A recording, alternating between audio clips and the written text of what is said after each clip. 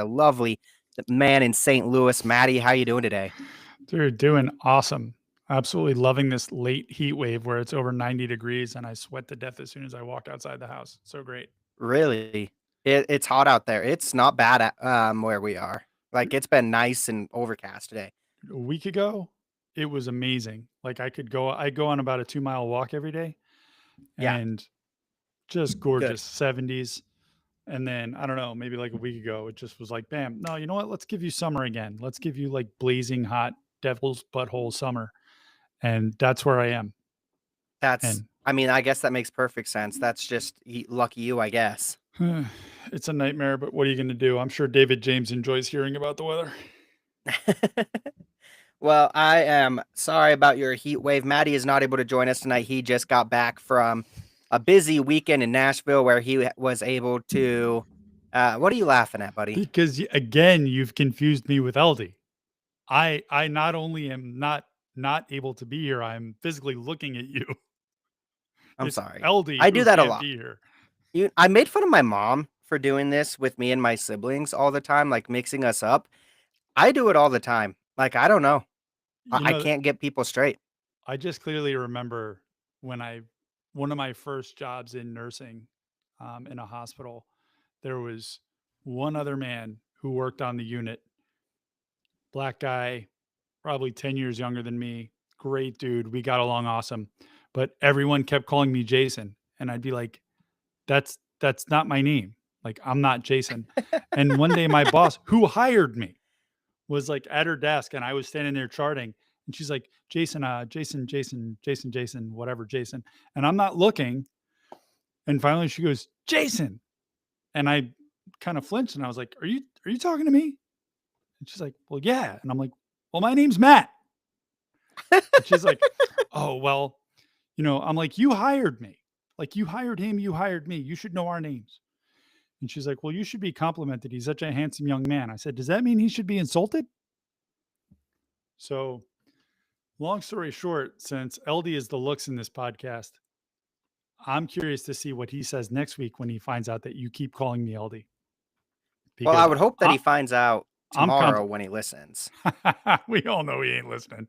We'll But see. I actually think he does listen when he's not on. I think he likes to stay in tune, especially since yesterday LD was in Nashville supporting his Rams take on the Titans, and he wasn't able to watch the RSL game live because he was enjoying. No, not basketball, buddy. Football. Football. Close. lacrosse. Really, really, really close. You almost got it, I think. Not really, but One more guess, I would have had it. maybe two. I don't know. It might have taken you a couple more, but no, he's not able to join us here today, so we'll be without LD. We're gonna be talking a lot of RSL, of course. Today we're talking RSL versus SKC. We'll get into a preview very momentarily, and then we'll of course talk a bit about the aftermatch antics that went on. Maddie and I have a couple things we want to say, but we'll save it for after the RSL versus SKC preview, and then we will of course take on RSL versus LAFC, seeing double this weekend. And we'll talk all about that. So we have RSL LAFC to talk about that we'll need to get into quite a bit. Let's hop right in. RSL takes on one of the worst teams in the league in Sporting Kansas City. For the couple people in our stream, we're going to go ahead and share my screen here. So hopefully, again, this is all a work in progress, but hopefully this goes well. Here we go. Sharing my screen here. Hopefully you guys can see this. RSL takes on Sporting Kansas City coming into this matchup. RSL was 10th in the league with 31 points. Kansas City was sitting at 13th in the league with 27 points. Again, Kansas City, just a tough team. Out of the last 5, they've only won 1. So 4 losses, 1 win. Coming into this one, RSL puts out the lineup that I think was pretty close to expected outside of Maddie, you got it perfectly with Gozo instead of Diogo. LD and I both went Diogo over Gozo, and you got Gozo correct. Ruiz did get an injury, so he was out in this game, not available. But Ruiz, Ojeda, and Anelli both stood in the middle, played very well. Along the back, we've, of course, got the Wall Cabral. We got Caliscan filling in for the suspended Yedlin. Glad and Vera, the center back duo. Catranis on the left-hand side. Luna, Ojeda, Anelli, Gozo, and up top, Olatunji and Cruz. SKC came in playing about their best 11. Of course, their best 11 isn't very good when you got Kyrie Shelton playing right back. So it's not going to go too well when And that's he, the case. But and he was the only surviving member on their back line from their previous match. They yeah, no, changed out the other three guys. it's just not pretty right now. Poolscamp, you did give him a shout, and he was very good this game. Like, I mean, considering that we still won, and Diego Luna's goal went right under him from 2 yards away. Like, he played well other than that. Diego Luna totally got him on that one. So let's just kind of jump right to the goals, and then we'll talk briefly about the goals, but then we'll go more into player details after. So the 40th minute, Diego Luna finally gets back on the score sheet. It's been since May 26th or 24th. You said it in the group chat. 24th? 24th. Since May 24th, since Diego Luna's been on the goal sheet. Gozo has a really nice pass across. Olatunji doesn't get an assist here, but he should. He tries to flick this. It takes the attention off of him. Luna has a perfect first touch. We would show it on the screen. We will be showing the next goal on the screen, but we do not have ground footage. We are copyrighted by Apple TV when this is going on YouTube, so we can't have it up and going currently. So if you haven't seen Diego Luna's goal, make sure to go check it out. It is beautiful, something of really brilliant. At first, I thought he mistouched it when I was watching it live, and I thought he hit it too far ahead. And then he just taps it under, and in the replay, it's like, oh no, he did that beautifully. That was amazing. He had a wonderful little dance. No idea what the celebration was. Love the dance, though. And RSL goes up 1-0, which is huge because usually going into the last couple minutes before halftime, that's when we've been giving up goals. So big win to not give up the goals this time going in there. Maddie, your thoughts on the goal? Shout out to Emeka Anelli for springing Gozo with a wonderful pass at half field.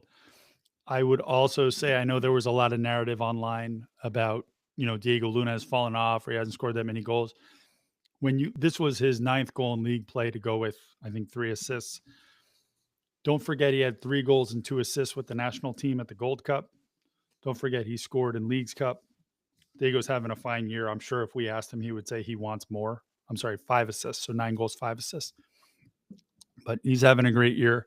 And I enjoyed seeing him on the score sheet, especially because I wanted to single him out for props this week for an article he did with the Players Tribune talking about his struggles with mental health, for things that he has spearheaded this week. I know he spoke with a bunch of high schoolers about the importance of seeking therapy when you need it and not waiting until, the very end, and the work that he does to try to normalize something that affects all of us. And honestly, something I think a lot of RSL fans are struggling with this week in the wake of what we're going to be talking about later. So props to Luna for that. Obviously the goal, but I like the man more than the player. I'll just say that. Absolutely. Diego Luna, fantastic person. One of the absolute best. Someone that I believe RSL fans are very lucky to have. I'm putting the link up on the screen right now. It is a very long link. I'm trying to shorten it, but let's put this up there. Shout out to Michael in the chat who says that the celebration came from a young fan that drew up the celebration for him. Thank you, Michael. I love that. I absolutely love that. It is absolutely huge to be able to go and talk on the Player Tribune somewhere where it's not something that's easy to go and talk about your mental health. It's not easy to have such a big platform that he has and to be vulnerable. It's not easy to go up there and say, hey, I'm struggling with this because, I mean, we are 9 months out of a World Cup right now, and he is a 21-year-old. There's got to be some fear that 21-year-old thinks, maybe a coach thinks that this is me being too soft, too stigma, whatever it is, and he doesn't care. He's willing to put it out there so that it can help. And the title of the article is literally "To Every Kid Alone in the Dark." It's a beautiful title. Just the first couple words: I am gasping for air. I can barely speak. I'm calling my older brother Armando and I'm crying and screaming. He's like, bro, relax. What's wrong? I'm having a panic attack. It's a beautiful article. I have chills when I read it. I get teary-eyed. I mean, I've struggled with mental health my entire life. I've been diagnosed with severe depression, severe anxiety, and it's something that I've always struggled with. Um, and it's not easy. And for someone with that kind of a platform to say, "Hey, you're not alone," it means a lot. And I think that Diego Luna, I really hope, knows that the power that he has in his words does not go unnoticed. So, absolutely love Diego Luna going out on that article. Again, if you haven't checked it out, it's on Players Tribune. It's called "To Every Kid Alone in the Dark." If you just look up Diego Luna article, it'll be the first one you see online. Now, let's go ahead and jump to the 62nd minute. Katranis gets another goal. Oh, sorry, Maddie. Go ahead. No, we should jump to halftime. Oh, what do you have at the? Oh, yes. Go ahead, Maddie. Take us to halftime. Oh man, you're the leader. You're the driver of this car. Halftime, RSL did the Cure for Cancer teddy bear toss. I believe this is their 4th year doing it. It was. I was actually texting with Tyler earlier in the week, trying to get some details to make sure we said it correctly on the podcast last week, and he was telling me kind of how it came together. Just awesome to see. Everybody brought a lot of fans brought plush teddy bears, unopened teddy bears, threw them on the field. Those teddy bears will be distributed to kids who are sick.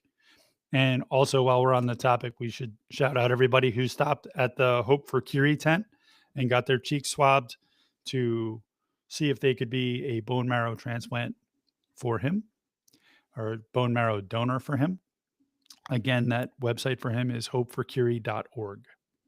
Yes, absolutely. Hopeforcurie.org. If you haven't gone to that, go check them out. They have a lot of different links of how you can help. It's something where they just need one person to be able to be a match. So that's why they're having the swab. They're desperate. It's a family in need. This is an RSL family. And of course, we at the Royal Riot knows that RSL loves to help their families. Y'all helped LD coming up on 2 years ago now, which is, I mean, for LD, I'm sure LD and his wife, Amy, I'm sure that's insane for them to hear. But I mean, if it's not too brave for me to speak for LD, it's something that people never forget. So it takes not very much of your time, and all it does is helps a kid in need. So again, make sure to check out hopeforcurie.org. Now let's go on to the 62nd minute. We got a video to take us through this one. Again, if you're not looking at our YouTube or our live stream, it's clunky. It's not the best, but we're trying. We're giving it a go. And I'm sorry for those listening to it after you're not able to see the video. I know it's not great radio. We did try to tune this down soundness wise as much as possible. If this scrapes your ears, I am so sorry. I did try my very hardest. So I am so sorry. It is a warning, but this is only 34 seconds long. I'm going to play the video, playing it now.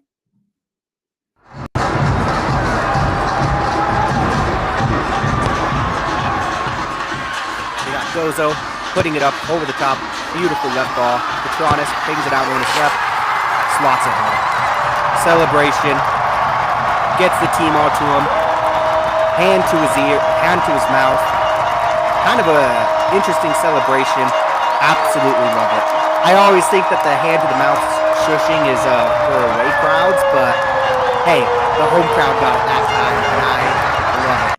Absolute beautiful video shot from our crew with Royal Riot. Absolutely happy that we were able to get that. That's what our goal is, by the way, going forward, is to get as much camera work done on the ground as possible, so we can have stuff like that in these YouTube, so it's actually interesting for you to watch. You don't just have to look at me and Maddie the entire time, because I know that's probably not that fun. But Lalo, he did get that, so shout out to Lalo with Royal Riot. That was absolutely well done. Also, shout out to Juan Cruz. I checked, he did not get an assist for this, but he's the one who drove straight up the gut before playing the ball wide to Gozo, who played that delicate little chip shot to Katranis. That was Gozo's second assist of the night and of his MLS career. So props to Gozo, 2 assists on the night. This got him on the team with the young players of the week for MLS. And I think we should just take 2 seconds here and ridicule a non-ball knowing clown on Twitter. I found they tweeted this a few minutes into the match. He's only 18, but man, Gozo struggles so bad in the final 18. He's fantastic until he gets in the box. I just need a little bit more there. His hustle is amazing. As I type this, he wins a corner. I'm fixing a typo there. He does so many things so well. Just got to figure out the hardest part. And then Xavier Gozo bangs in 2 assists, perfectly placed. I mean, this fan must feel like a real moron. I don't know who you're talking about, actually. And I think that is probably not valid. Like, it probably didn't happen, actually. If we're being real, that wasn't a real thing that actually happened. But it was me. No, Early on in the I took a match, screenshot. I did say that. It's okay. I've got it right up on the share screen for all of our YouTube people being able to see that. But that was my gift to the RSL fans. Of course, every time I say something, they score. I said something about Agata maybe 4 or 5 matches ago. Scores later that game. It happens every time. So I just got to find my player. And I have tested it where it's just like, oh, I'm going to say something. If I don't fully believe it, it doesn't happen. So I have to like fully believe it in my stomach. Gotta stay authentic. Yeah, exactly. And Gozo, it's frustrating because he does literally everything right until he gets to that last decision. And so many times it's like, oh, brother, what are we doing there? But this game, he did fantastic. He had those 2 assists, and that's what matters. And there was a couple other times, especially early on in the game, where I was like, didn't like that. But hey, it is what it is. Sometimes you win, sometimes you lose. Unfortunately for me, I lose more than I win. But that's also what RSL does. So good fan. The thing we have to remember about Xavier Gozo is like he's a Monarchs player this year. He came in when Marchuk got injured, grabbed that spot, made it his own, made it so the coaches couldn't drop him. And honestly, like Pablo said after that, he's growing up in front of us. He's making the mistakes while he gets the repetitions in real time in front of us. So he's not the finished product yet, but he knows that. Pablo credited his humility in knowing that even as the light continues to get brighter, he just had that very successful stint with the U20s. He just comes in every day, hunger to learn, hunger to improve. Sky's the limit for this kid. I absolutely love him. Absolutely. That's what makes it very hard to critique him at all, is because he is only 18. So it's really hard because it's like, yeah, what do you expect? The 18-year-old's going to make mistakes. That you live and you die when you play somebody so young. That's just is what it is. So let's get to the 71st minute. RSL decided that it would not be complete without giving the fans a little bit of stress and having this game. They decided Kansas City's not good enough to score. We're going to score all of the goals in this one. I think that they just came to that conclusion before this game even happened. 71st minute, it was an own goal. Vera Shaloy was the one who pushed this ball in. Jovalic was lurking behind Vera, so he likely gets to it either way. But unfortunately, it is Vera's second own goal in as many games, I believe. Did he have it? Was it the last game that we played, or was it the game before? Minnesota. I don't remember.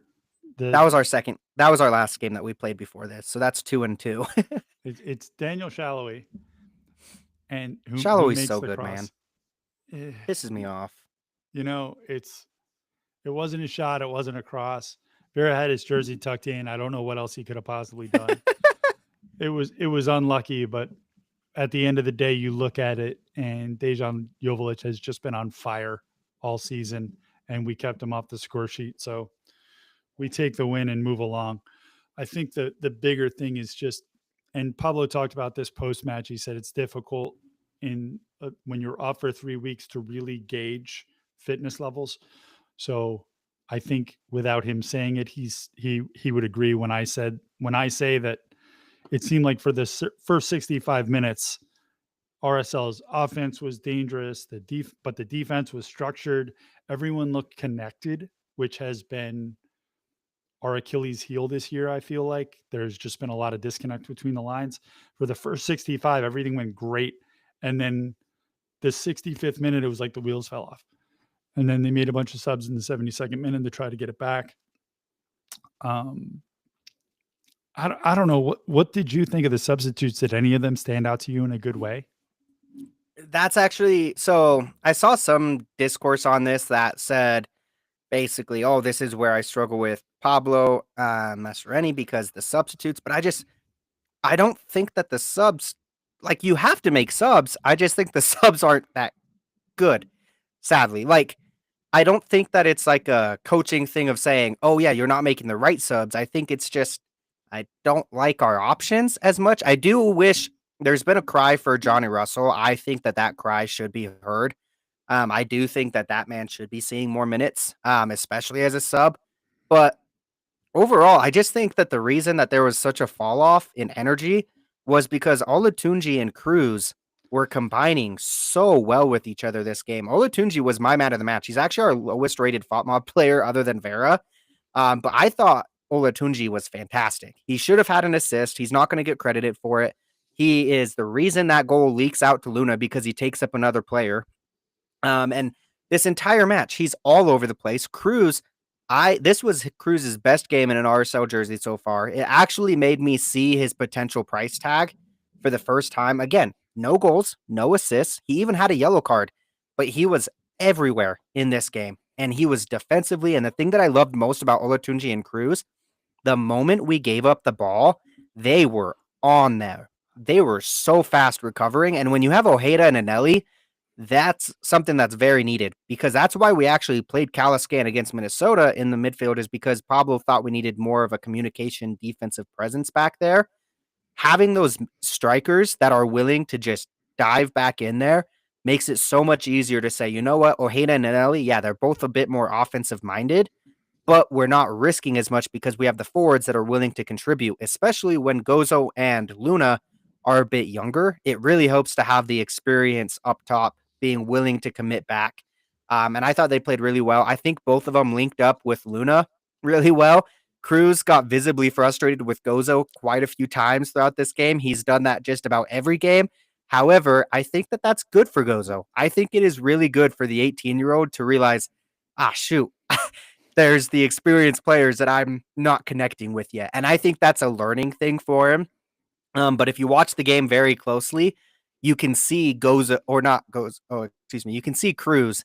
He's the one that gets very visibly frustrated with Gozo all game long. But the thing is, he gives him his props very strongly whenever he does well. So I think it's a very good balance. It's more of a leadership role instead of like a jerk move, anything like that. So that's actually why I think our subs looked so poor. It wasn't because the subs kind of just suck, which I don't think they suck, but I don't think they're great. I think there was a big level of drop off from Olatunji and Cruz, and Olatunji was still in, but Cruz, Gozo, and Luna came off, and the combination just wasn't there anymore. So I really liked what I saw from those initial guys. I was concerned after the subs came in. I think it's pretty wild that, as I predicted last week, by the way, the starting lineup that we had has a DP on the bench.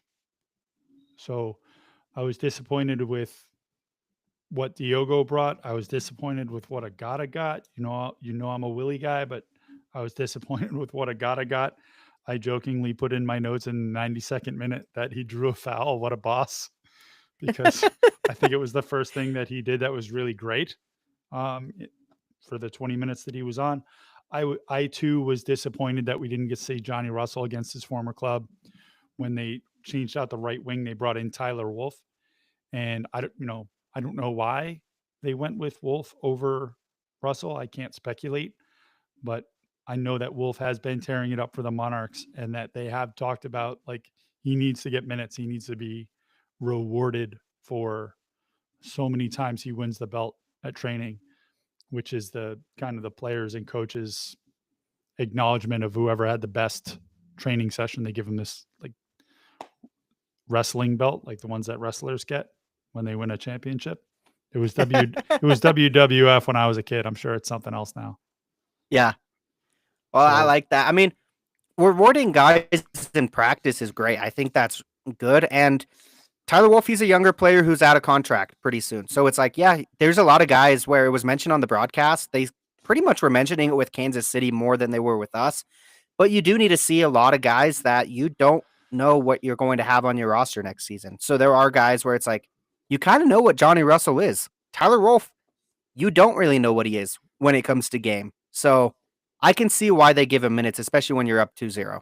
And good Lord, his brother Owen is tearing it up right now. Yeah. The other shift was Junka in for Katranas in the 72nd minute. we've talked about this before. I'll just mention again that left back side in RSL system and in the Monarch system is going to almost always get subbed because they require so much running from that position. It's not a knock on whichever player is getting subbed out. It's just if you're, as Mark Lowry said to me, I'm not going to say verbatim, but this is pretty close to exactly what he said. If you're playing that position right, I'm going to have to sub you out. So I can't blame the coaching staff, but the wheels definitely did come off a little bit before the subs, and the subs didn't help. I was happy that RSL came away with the 3 points. Another week, another outpouring of emotion that, good Lord, how lucky are we to have Rafa Cabral in net? After Yeah. before, even before Pablo took over as an interim, we haven't been, or RSL, to my mind, hasn't been settled at the goalkeeper position. There's always been drama, flip flopping, injuries. Do we know who our best goalkeeper is? And now, if we didn't talk about it last week, I am over the moon that they exercised the next club owned contract year for Rafa Cabral and that they added another club owned contract year after it. So, yay to extend Rafa because he made a save in the 74th minute. That was ridiculous. He made an amazing stop and then he made the second one from his butt. Absolutely. We did not talk about this because this happened after our last episode, but before the game. Real Salt Lake announced that the club has extended the contract for captain and 2025 Ironman goalkeeper Rafael Cabral, the 35-year-old Brazilian who has played every minute of every one of RSL's 32 games across 3 competitions this season. Cabral, the 2011 Copa Libertadores winner, who spent nearly a decade in Italy and England prior to his Brazil return 2 years ago, is now signed through 2027 Major League season with a club option for 2028. Something that had to get done. Very happy that we got it done and very happy that he will be sticking it out with Real Salt Lake. I think that's very exciting news, and the wall of Cabral is here to stay. Goalkeepers, they age like fine wine. We don't have to worry about goalkeepers falling off a cliff usually after the age of 33. This man will hopefully be able to keep on aging like fine wine like he has been. Well, shout out to Squid in the chat for correctly guessing that it was you who put out the tweet about Gozo not being great. I guess if we're done talking about the game, I guess it's time to talk about the PR nightmare that Real Salt Lake has found itself in. Before we talk about how we feel, I think is it okay if I just give a timeline here? Yeah, of course. So I think we have to start with last Wednesday when Charlie Kirk, however you want to term his job or what he does, Charlie Kirk was assassinated in Provo. Before the match, there was a moment of silence, which upset a lot of fans. Were you at the match, Hato? I was not. Okay, so I don't know what was announced, but I know that people in the group chat were upset that Charlie Kirk was given a moment of silence. The team responded to some of those fans and said that it wasn't for him specifically. It was for the UVU community affected by a tragic event in our backyard. I don't know if any of our listeners have ever been through an active shooter situation. I had that happen to me a few years ago at work. It is not something I would want anyone to ever go through. So I understand and appreciate why RSL chose to have a moment of silence for the local community. During the match, a fan was wearing a Make America Great Again hat, which is against MLS's code of conduct. I'm not going to read it out. You can look it up and find it. It's against the code of conduct. Fans in other stadiums have been told to remove those hats or to leave the stadium. It happened in St. Louis a couple of weeks ago. I'm not going to ascribe motives to this individual, but I understand why some might say that it's hate farming, where they do it to get a reaction. And then when they get the reaction, they get to post a video of themselves getting kicked out of the stadium and get everybody riled up. Regardless of intent, that is what happened. The fan, I don't want to say fan, honestly. The individual posted a video of themselves getting kicked out and walked out in their Manchester City jersey, and then spent the next morning making homophobic, racist, violent tweets to players, to people who were interacting on Just Twitter. about anyone. Yep. Called RSL players the N-word with a hard R, like spelled out, used homophobic slurs, put a bounty on people who are trans, threatened to kill one of my friends at RSL. Just a lot of horrific things that this individual was tweeting for whatever reason. And then RSL saw fit to put out a statement saying that we've apologized to the fan and gladly invite him and his family to attend RSL matches in the future. So, not just an apology, but an invitation back. I'd like to think and hope that they didn't know what this individual was tweeting all morning when they put that apology out. But regardless, um, I don't know. I guess saying that RSL should field a team without foreign players, um, suggesting that there should be a bounty on our fellow citizens. Besides the words, I don't have room in my heart for hate speech. What's your reaction, Hito?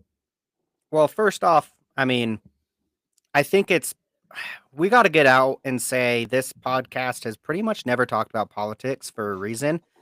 I don't believe that it's productive for a sports podcast for fans in sports to talk about politics, because we're not going to change anyone's mind. A lot of the times it's just going to cause divide.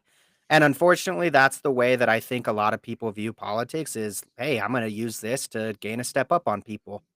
And, the events at UVU, disgusting. Nobody should ever have to fear being assassinated for your political beliefs. It's disgusting what happened. That is as obvious, as clear as day. Shouldn't be making fun of that. Shouldn't be making light of that. Shouldn't be happy it happened. There's no excuse for that. Absolutely zero. For the people who are at UVU, I know several people who are at UVU. I'm sorry that you witnessed that. I'm sorry that you saw that. It hits home. I went to UVU. Like it hits close to home to know, holy cow, this kind of stuff can happen in our backyard. And it's disgusting. It hurts. It hurt the local community. And so just getting that out there. Now, when we actually get to the game, the whole being thrown out for wearing a hat, I'm just going to say this. I think it's dumb. I think that you can wear a hat to a game, and if anything, it lets the other side know that they're probably not going to jive with you. Like, that's all it's going to do, right? If you want to go to a game wearing a political hat, I don't care what side you're on. I don't really care. However, it is very clearly stated in the fan code of conduct, and it's not just against the right side. It's not just against Make America Great Again. If you walked in wearing a hat supporting a political figure from the left, I would assume you would also be asked to be removed. Now, are you going to see someone? No, because there's not as many hats out there. We can all probably admit that pretty thoroughly. However, that is the policy. So let's just get that out of the way. I do think it's still dumb to have someone leave a game if they are truly not doing anything else other than wearing a hat. Now, that is the big asterisk. Doing nothing else without just wearing the hat. So my biggest opinion is I'm ashamed of RSL. I'm ashamed of John Kimball specifically. I'm ashamed of ownership. I plead with RSL to put out another statement. This kind of apology to this kind of individual is disgusting to me. It is abhorrent. It makes me sick. It makes my gut wrench. It really makes my heart hurt when I see a fan who is not a fan, an individual who goes to a game, takes a video, puts it up online, gains 400 followers in a day, has that go with 500 retweets, and RSL decides, you know what? Yeah, let's amplify this. Let's put out the apology. You could have said nothing. You have the right to say nothing. It is the MLS code of conduct, not RSL. It is not your code. It is the league's. If they want to set the whole mob, set the whole mob. Because guess what? Now the threats and the amount of people you have in your comments, in your DMs, when it is this week, they are celebrating the Latino community. Wednesday is the Pride Pride Night. Match Day. Do you think that people are going to feel comfortable going to a game where they say $50 for a trans person's head? That is disgusting to me. That you apologize to a person like that. That you apologize to a person who puts out a threat on a credentialed media person's head. A credentialed media person. Not one of us. Someone from a different podcast that we technically compete with, but we are very close friends with. What a great dude. Absolutely great dude. Who didn't say And I'm not, anything to trigger this person no, either. I am not going to put these tweets up. You can go to our profile if you want to. So I do not care what side you are on political.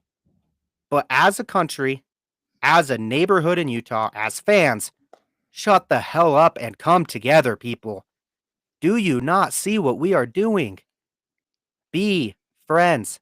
You don't have to agree with everything, but you don't have to make hateful comments. You don't have to make death threats. You don't have to use slurs. And RSL, I am ashamed of you. I will not be going to another match unless this is at least spoken to. The fact that there has been nothing from RSL except his claims and then RSL's apology, it's disgusting. RSL, this is my message to you. John Kimball, you need to stop hiding from this and come out. I am sorry, but I cannot support a club that is willing to say, hey, we support our Latin community. We support our LGBTQ community. We support every part of our community that makes RSL RSL. But then say, yes, we want that fan back. You don't. And if you can't live without that fan, then you can live without me because I won't be there. So it is a PR fiasco. And the bind is the team was 100% in the right, whatever you and I think of the policy. And I personally, for me, someone who wears a MAGA hat isn't going to, is that a slur? Someone who wears a Make America Great Again hat is not going to have a problem with a white guy who looks like me. They're just not. So maybe it doesn't matter to anyone else. I'm not telling anyone else how to feel. I don't find it threatening. I like to know someone I probably don't want to talk to and who's probably not going to want to talk to me. So the bind is they were right to enforce the code of conduct, but then they make this public apology without any sort of acknowledgement to all this hate speech. It can make it seem like the club is at the very least tolerating, if not condoning it. And that's a problem for me. And that to me, it looks like they are backing him. Everybody.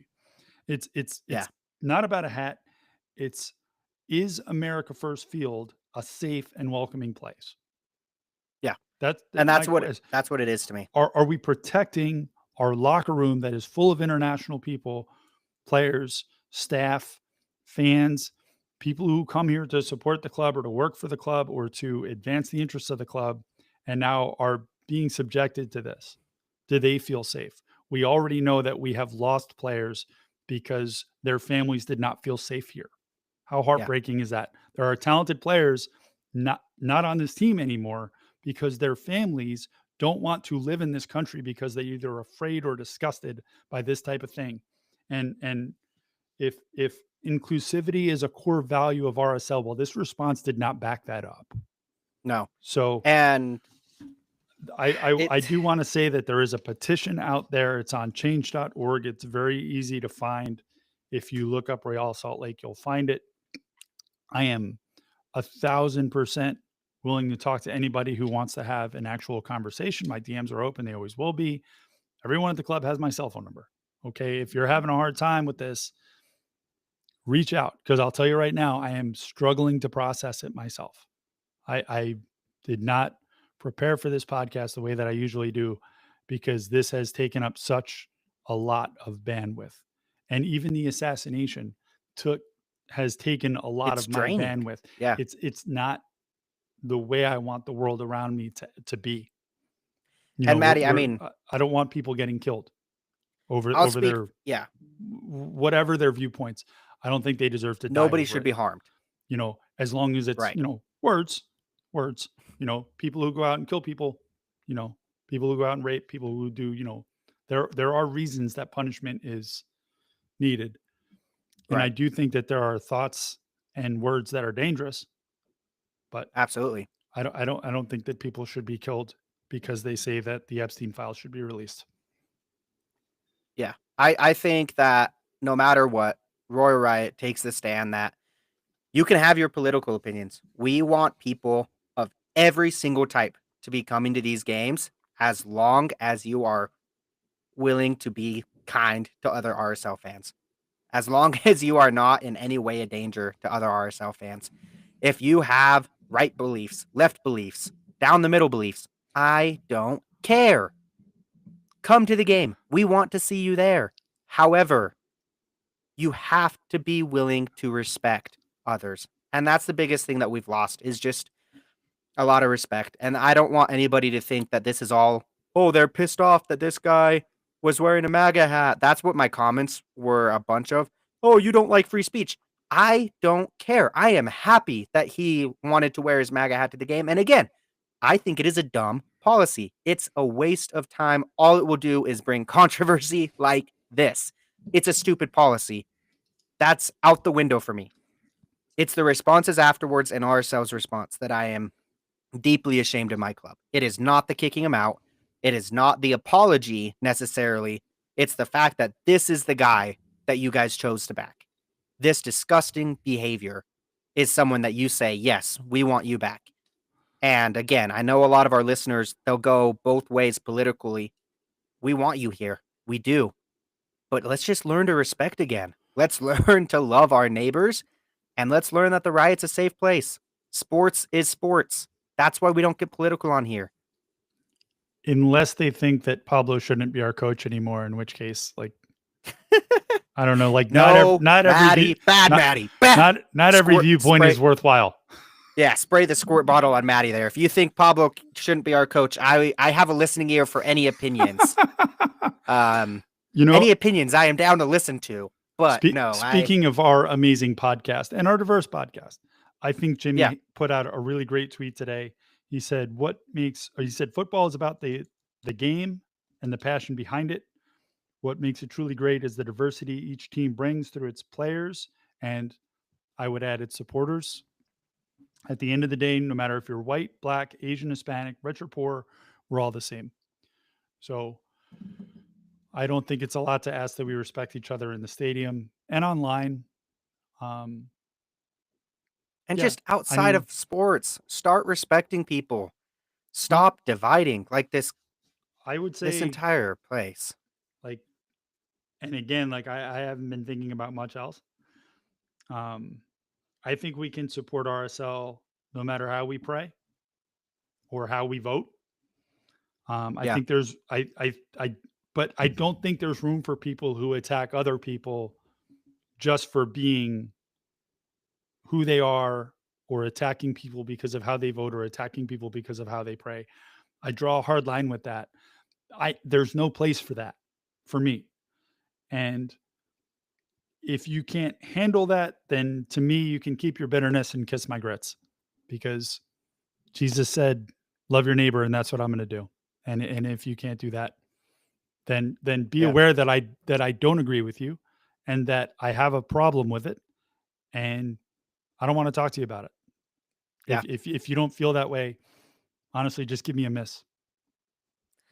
Well, with that, thank you, Maddie. And again, we'll move off of this and go on to the LAFC match very shortly here. But again, we don't want to talk about politics pretty much ever. We understand that sports are a break. They're a way to escape from reality. Unfortunately, this one came very closely within RSL. I pretty much refuse to talk about anything other than RSL or sports related in my Twitter, on my, in the podcast, on pretty much everything, just because I don't think that it is productive in 99.9% of the time. Absolutely, Jeff, go Utes. He says that in the comments. Absolutely. Let's beat the Raiders. Texas Tech, who? Their cheeks. Anyways, I think that there's a lot to be just said about learning to be able to have a conversation again. That's all. Just being able to have a real conversation without thinking the other side is insane. And that goes for absolutely both sides. But we are here to talk about RSL. So let's move on to the next stop. RSL, we're seeing double this weekend because of some, what was it, Club World Cup that we ended up having this match rescheduled? I forget. We've had a couple this season. So I'm like, what one was this one for? I think it was Club World Cup that had this RSL LAFC midweek match. I'm so glad that we get to face LAFC right after they bring in Sun Bunming. Like right after they already have Denis Bouanga, who's the greatest transitional player in the league right now. You know, the greatest one who's not named Xavier Gozo, obviously. Now Yeah, they for bring sure. That makes sense. now they bring in Sonny and we get to play him twice in a week. Yay! Yeah, hot take, made it up as we're speaking. Sun should not be allowed to play this game simply because he would not have been on the pitch for the game earlier because the window had not opened. But wait, I'm going to actually work this around for our agenda. Because we are not LAFC and sometimes small markets get the short end of the stick, we still get to put our guys on the field that would have been on the field. So, like Olatunji and Cruz, they still get to play. We don't have to pretend that they would have been signed after the window. So it only applies the LAFC way. But and the one anyways, slightly more important, we do get DeAndre Yedlin back. Thank goodness. Yes. Like we get our guys, but they don't get theirs. So RSO does have a midweek matchup at home. This is a very important match. It's our game in hand. When you look at the table and there's a lot of fans who say, "Oh, we're right there. All we have to do is win our games in hand." And I hate to say it, fans, but our games in hand come against LAFC and Seattle. So they are not really easy winnable games, especially since both of, I wouldn't say not winnable, but I would just say not the easiest games in hand that you could have. Having a midweek match as your game in hand, it hurts. But this is one where RSL fans should show up in full support. I would assume that there will be a lot of fans out there to see mainly Diego Luna and Xavier Gozo. I don't think too many people are spending $70 to see any LAFC players. I don't think that there's any that players that have that big of names. Probably just DeAndre Yedlin. No, Sonny will be there. He's absolutely awesome. Scored against United States with South Korea. He is amazing. I actually won't be in attendance for this one. My wife does not love midweek games. And again, like I mentioned, until there's something on our last topic, I'm not going to be attending games for a little bit. Hopefully not that long. But this game comes up against LAFC, who are currently sitting 5th in the West. They also have a couple games in hand. In fact, they even have a game in hand on us. So if you think we have absolute best take ever, Hato, I don't remember which take was my best take, but I think all of them are. I'm sorry, that was a comment, and I don't get very many nice ones, so it threw me off like a puppy when he sees a stick. Anyways, LAFC, they've only played 27 matches. We've played 28. They currently have 44 points. They are 10 points ahead of us. We're not going to catch LAFC. They're pretty far up there. LAFC does need to have this win. This is one of their games in hand as well.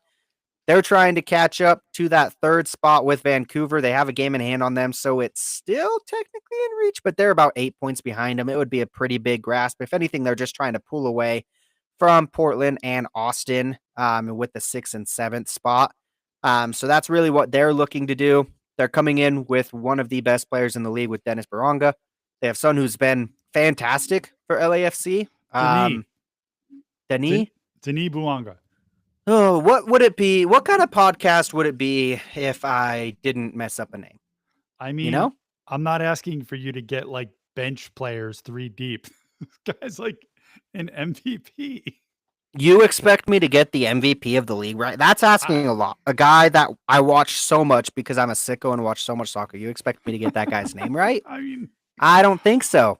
Anyways, the guy that I messed up, he had a hat trick last week. So I'm the grumpy one who mutes the commentator like 10 minutes in. You're young and listen to people professionally. You are grumpy. I'm glad you admitted it.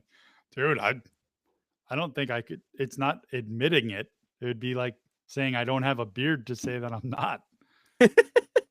You are a grumpy guy. It's okay. Everybody was talking about the commentators the other day. I'm like, I'm listening to David James and Nolly. I don't know what you guys are listening to. Yeah, I mean, Boanga had a hat trick against San Jose, so which was very helpful for RSL, by the way. LAFC did decide to go to Santa Clara to take on San Jose, and they took care of business 4-2 on the road there. Boanga had 3 goals. Son had 1 goal in the second minute. I mean, I would really hope that's not going to be the case this weekend. I also really hope, though, that they play their stars because RSL fans are spending a lot of money. However, this could be a game. Just warning you, LAFC could choose, if they're going to rest, it would make sense to rest the first time and play their stars on Saturday when we play them again in their place. So just before, I think you'll see all the big names. I just don't know how long you'll see them for. So I know that might be a big reason a lot of people are going. I have no, like, I know some people say, oh, you should always just only go for RSL. If you want to only go for RSL, that's great. But I also think it's cool as hell to see some dope players that have been doing some crazy things in the world soccer scheme. So seeing these kind of big players, I think it's super fun. If you're just wanting to go and see them, though, I would warn you, they are playing a lot of games with a short amount of minutes.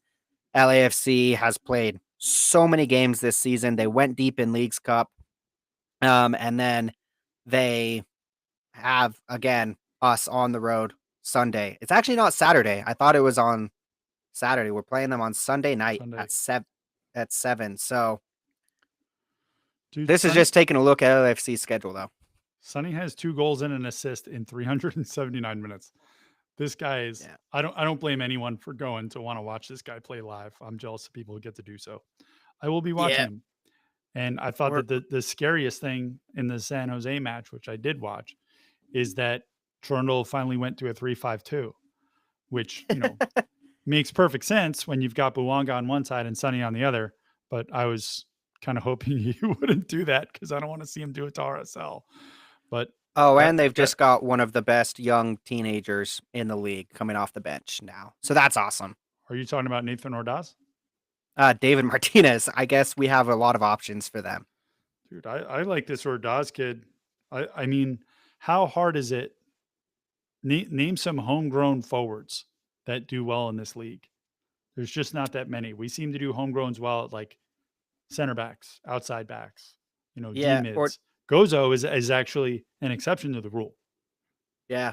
But they've got this kid, Nathan Ordaz. He's got 5 goals and 5 assists, and I think he'd only got like 12 or 1,300 minutes. Like he's a legit homegrown, and he's a good player, man. You're right on the dot there. 1,300 minutes. He is injured though, so he won't be available for this matchup coming up here unless something changes. So that's disappointing. He is injured. It is disappointing. They actually have a pretty long list of injuries. Aaron Long is injured. He's out for the entire season. Igor Jesus, one of the best U22 players this season, has been on an absolute tear. Defensive midfielder. They spent a decent amount just for, I believe he's only on loan. I might be wrong there, but he's played fantastic for them this entire season. One of the best 22-year-olds in the league. Brazilian. You won't be able to see him because he's out for a while until next season, it says. So that's not great. And then Jeremy Abobasi, who I know a lot of RSL fans were saying, hey, that might be a good option to go and get him. He is also out. Maddie pointing at his head. So they do have a long list of injuries. However, their list of guys that they have available, still pretty scary. So we'll have that. I will tell you, like, behind the scenes, I'm not the only one who likes Jeremy Abobasi. When he was available, Pablo wanted him. I'll tell you that. There was discussion, and Pablo wanted him, and there were other, he got outvoted basically. And the person who told me that, I was like, what? And they're like, yeah, they don't know if he's really like dog enough for this team. And I'm like, this dude wears a concussion collar so that he can play. Yeah. He literally wears a collar. I was going to say, that's a dog right there. I mean, I don't know how else you can describe it. You mean the dude that got traded away from his homegrown team and then decided to go sicko mode and make that team regret every moment when he went to San Jose? That dude's not a dog? Nah, I would love me some Jeremy Abobasi. He's just had some really bad injury luck the past couple of seasons. So really unfortunate for him. LAFC, it's really hard because as a Utah, I hate LA. I hate the Lakers. I hate the Clippers. I hate the Dodgers. I hate LA Galaxy. I hate LAFC. I hate the Rams. They're not actually LA, so I don't really hate them that bad. They are in LA, but like they're not LA, if you know what I mean. And then the Chargers, they're more like San Diego. You don't know what I mean because it's all relocation. LD will get what I mean when he listens. But I just hate everything about LA. So LAFC, they're stupid superstars that they get so lucky to get. But LD and I, every time we talk about LA teams, it's like, man, but they're so fun to watch. It's so stupid. Like watching Ricky with LA Galaxy, it's like, man, I hate these guys. Like just because the crest on their shirt. Have to hate them because of the city that they come from, where it's like LAFC is the epitome of we can just buy it, where RSL is we have to work for it and grind out everything we have. We can't just buy what we want. Other teams can buy trophies. We don't buy trophies here. That's why my mentality is hate them. That's why it's like Jazz hate the Lakers. Jazz can't do what the Lakers do. RSL can't do what the LAs do. But we can work around them. So that's why it's like that kind of blue collar mentality. Just hate LA. I don't like the word hate so much. No, I hate them. I don't respect buying trophies. I did enjoy watching the LA Galaxy when they were basically the 2002 US World Cup back in 2010, 2011. They had basically the entire O2 World Cup team. That was pretty fun. I was 2 years old when the World Cup happened in 2002. So wouldn't know. Couldn't support them. And I will say that one of the only away stadiums, and there are 6 that I haven't been to so far, but one of the only away stadiums where someone has ever threatened me with violence was at LAFC. And at the MLS Cup, right? Well, okay, well that too. But that was because I pointed out to a security guard that there was a fan spitting on a player, and right. They threatened me with violence for that. But no, this was outside the stadium just because I was wearing an RSL kit. And I will say one more time that the people who stuck up for me were a couple of fans in LAFC jerseys. And the reason that the violent ones gave me a beer instead of a punch was because it was Danny Musovski's girlfriend and her brother, Musovski had just gotten traded to RSL. RSL had just signed him. And they heard these guys going after us for wearing RSL gear, and they came over and they were like, hey, no, we know these guys are cool. And everybody knew that it was Danny's girlfriend. So they were like, oh, okay, here, have a beer. Yeah, we play him twice in a couple nights. Last year, we had the Snowmageddon where we beat him 3-0 at the Riot, and then drew 1-1 in LA on a Vera free kick. Let's see what happens with this series. I'd like to think RSL comes out with at least 3 points. I would absolutely hope so. It would be cool. But I don't think it's happening. Let's just get to prediction time. What do you predict?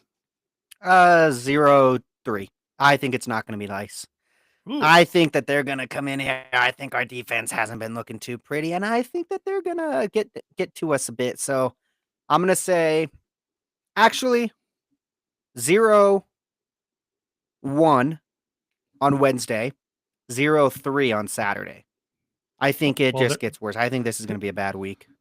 I'd bet $1,000 you're wrong on your second prediction. I would not take that bet, except you are playing on my gambling genes again. This affects me. I'll bet $1,000. I'll bet $1,000 that RSL does not lose on Saturday. $1,000. Oh yeah, because we play on Sunday. Ah, darn it. I got the big brain before you got me there. I almost lost $1,000 because I was like, I think there's a pretty decent chance we lose on Saturday. I was like, I think we could do it, but no, you almost got me though. That was sneaky. The reason my name says Matty Day Late is because I'm a day late and $1 short. You still haven't mailed me the $1 you owe me. I'm not mailing you $1. I will Apple Cash you $1, but I'm not mailing you $1. We have discussed this. Do you think that this match on Wednesday, so we can't predict both match lineups, but this match on Wednesday, Pablo has talked about the defensive prowess of Sam Junka. Sure. Do you think we see Sam Junka out of the gate on Wednesday? I do.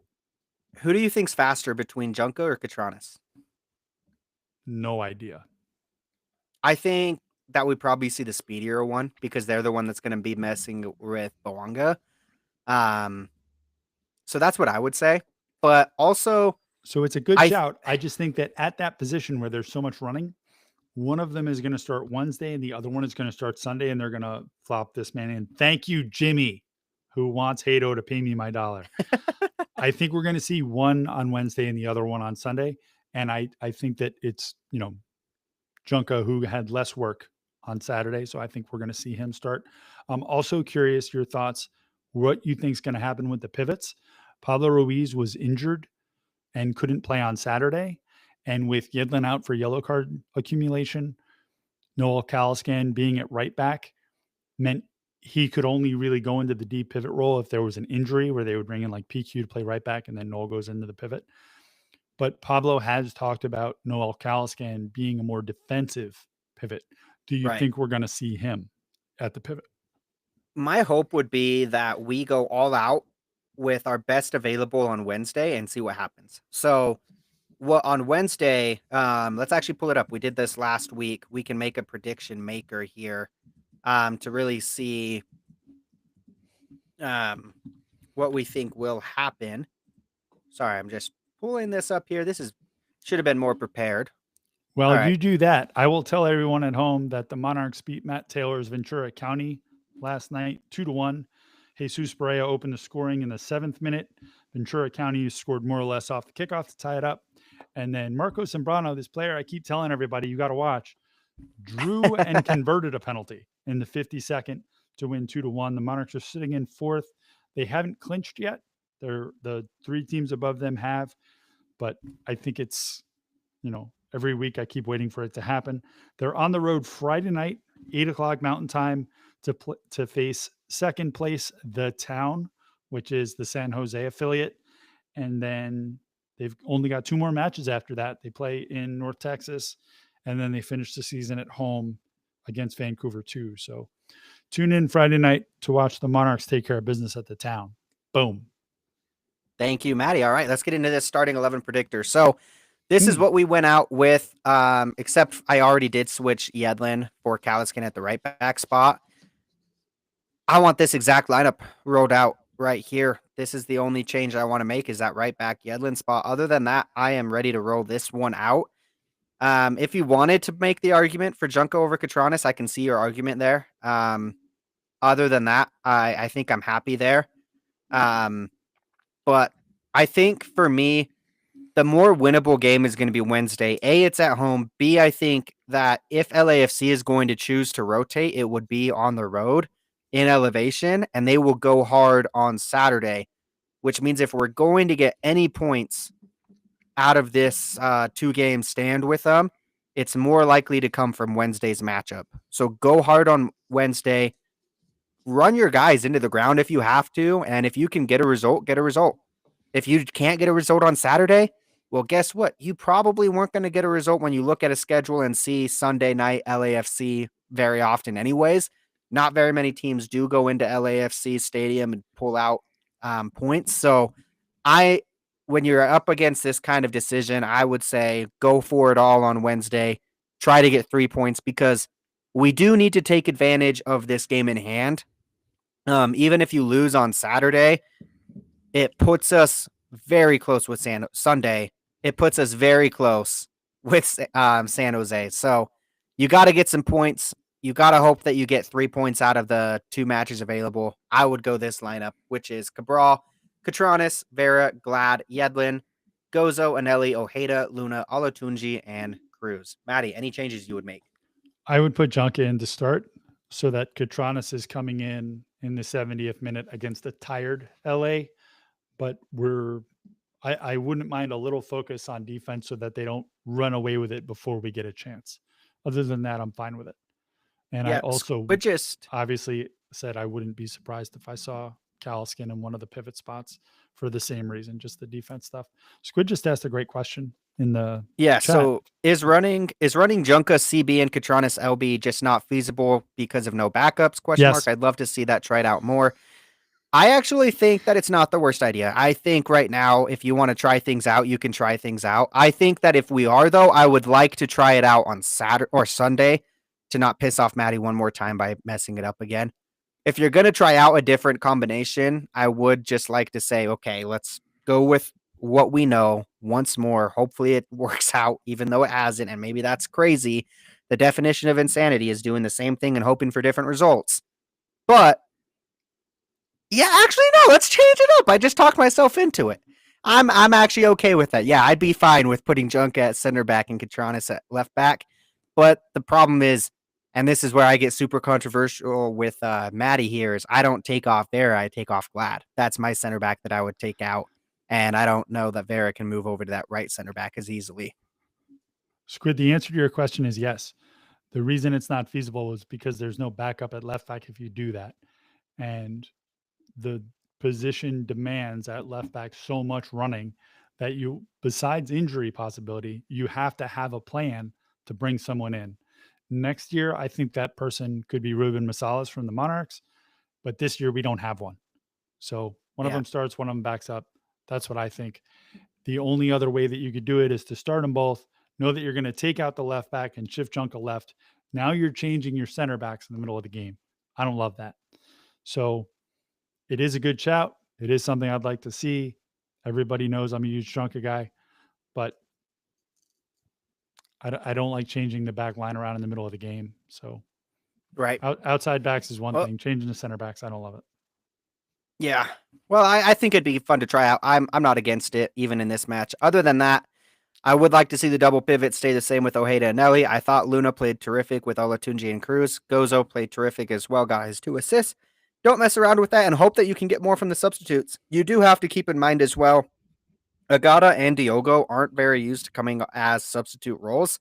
It's a different ask from both of them. So maybe it'll just take some time. Hopefully it does, because those are 2 players that you would hope can contribute. But if not, you do got a guy who's got a really nice beard and a really nice little ponytail that would love to contribute on the bench. Just a nice little shout there. It's not Maddie, unfortunately. Maddie doesn't have the ponytail part, but he could if he wanted to, glue something back there. But anyways, thank you so much for tuning into this episode of Rural Riot. Maddie, I believe that's all we have. Are you good to wrap it up here? I do want to point out that Hispanic Heritage Month kicks off tomorrow, September 15th to October 15th.